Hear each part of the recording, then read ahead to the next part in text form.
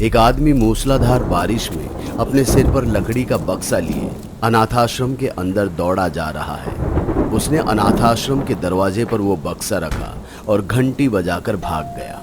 घंटी की आवाज सुन जैसे ही अनाथाश्रम की वार्डन ने दरवाजा खोला तो उसे अपने सामने एक बक्सा दिखाई दिया, जिसे खोलकर देखने पर उसके होश उड़ गए। कोई 2 दिन की बच्ची को खूब सारी चिट्ठियों के साथ एक बक्से में बंद कर अनाथ आश्रम के दरवाजे पर छोड़कर भाग गया था।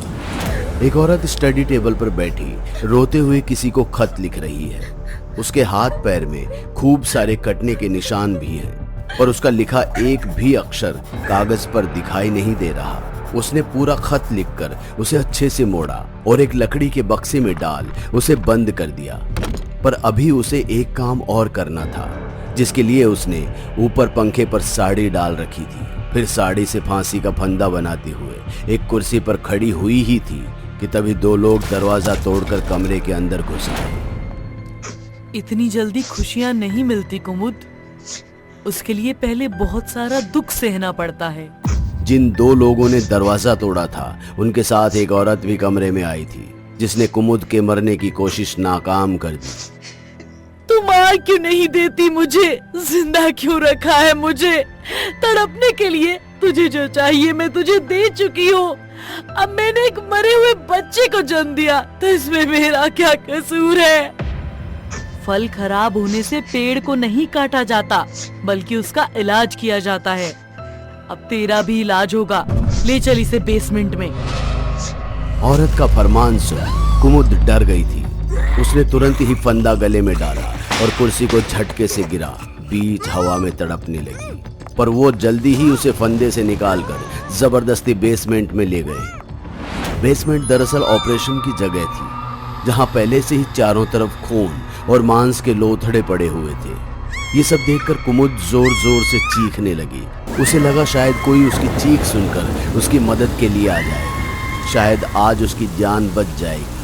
पर उसकी आवाज सुनकर तो खूब सारे नवजात बच्चों के रोने की आवाजें आने लगी और देखते ही देखते कुमुद को ऑपरेशन टेबल पर लेटा कर बांध दिया गया। इसके बाद बिना बेहोश किए ही कुमुद का ऑपरेशन शुरू हो गया। बहुत चीखने, चिल्लाने और रोने के बाद कुमुद ने तड़पते हुए अपनी जान दे दी। वो जिंदा से मुर्दा हो गई। इधर कुमुद ने जिस बक्से में अपना लिखा हुआ खत डाला था उसमें अचानक से एक हलचल हुई।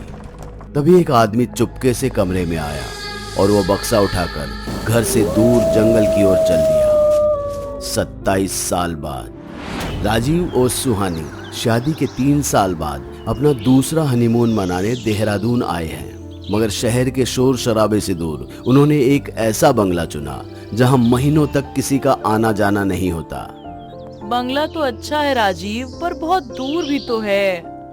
हाँ, अब दूरियां तो हमारे बीच भी बढ़ गई है ना, उसे कम करने के लिए ही तो हम यहाँ आए हैं। अब ज्यादा सोचो मत, इस जगह की भी एक खास हिस्ट्री रही है। हिस्ट्री? देखो फिर जाग गया ना तुम्हारा रिपोर्टर वाला दिमाग। खबर सुनी नहीं कि रिपोर्टिंग चालू। नहीं बताना है तो मत बताओ, पर फालतू के जोक मत मारो। अब मुझे इन पर हंसी नहीं आती। अच्छा बाबा ठीक है, बताता हूँ। कहते हैं बंगला एक समय में मैटरनिटी अस्पताल हुआ करता था, जहां उन औरतों की डिलीवरी करवाई जाती थी जिनकी शादी नहीं हुई हो या फिर पति ने घर से निकाल दिया हो। पर फिर कोई हादसा हुआ और सब कुछ बंद है। लेकिन 7 साल पहले किसी ने इस प्रॉपर्टी पर अपना क्लेम डाला और केस जीतकर वापस रहने लगा।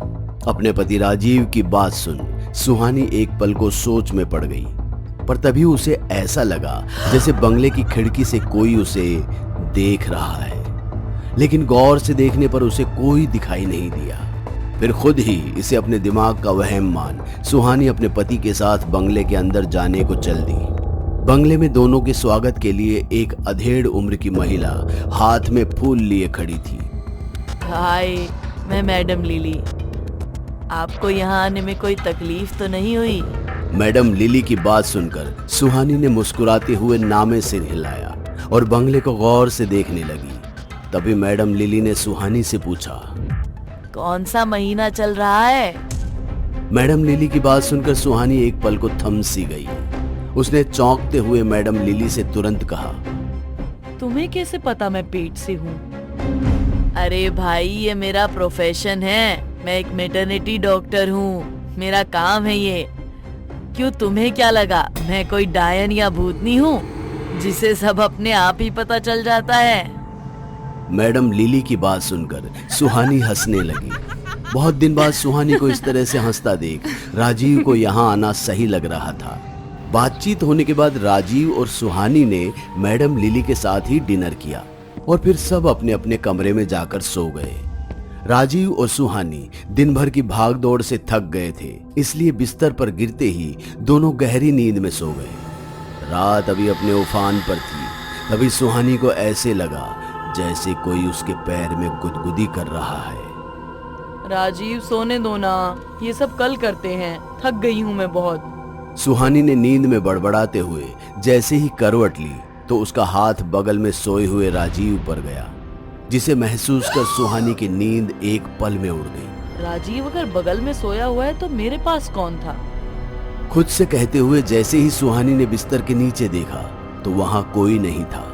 तभी उसे कमरे के बाहर एक सिक्के के गिरने की आवाज सुनाई दी। सुहानी ने जब बाहर जाकर देखा तो जमीन पर एक सिक्का गिरा हुआ था और उससे कुछ कदम दूर एक और सिक्का और उससे कुछ दूर एक और।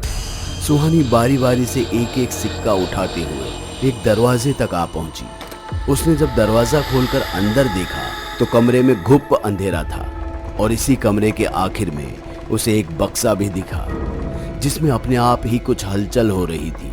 सुहानी शक करते हुए जैसे ही बक्से के पास पहुंची तो तेजी से दरवाजा अपने आप ही बंद हो गया और कमरे के कोने में खूब सारे बच्चों के रोने की आवाजें आने लगी। इतने सारे बच्चों की आवाज सुनकर डर के मारे सुहानी का हलक सूखने को हो गया। उसने तुरंत ही अपने फोन की फ्लैशलाइट जला।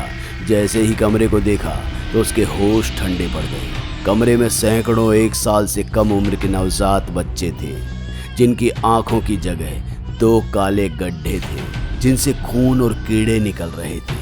सबके सब बच्चे देखते ही देखते सुहानी की ओर बढ़ने लगे और उसे नीचे गिरा उसके जिस्म से मांस नोच कर खाने लगे। सुहानी अपने ही खून में लथपथ दर्द से तड़प रही थी। एक एक सांस के लिए चिल्ला चिल्ला कर भीख मांग रही थी, पर उसकी मदद के लिए कोई नहीं आया।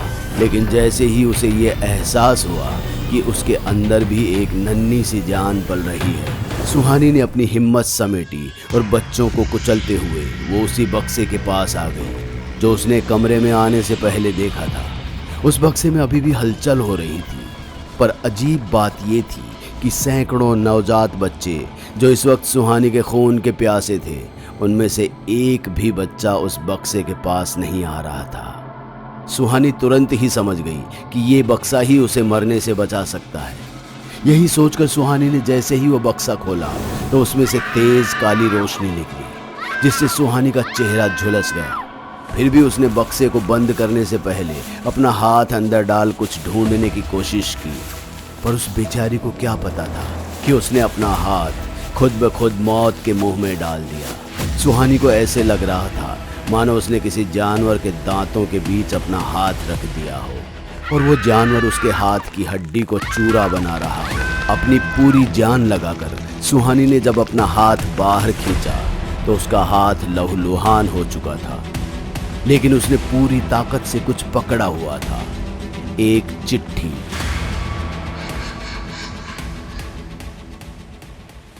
दोस्तों, अगर आपको हमारी कहानी अच्छी लगी हो तो लाइक, कमेंट और शेयर जरूर करें। साथ ही रेगुलर अपडेट के लिए चैनल को सब्सक्राइब करें। और अगर आपके पास भी कोई डर से भरी दमदार कहानी है तो भेजिए हमारे मेल एड्रेस पर अभी।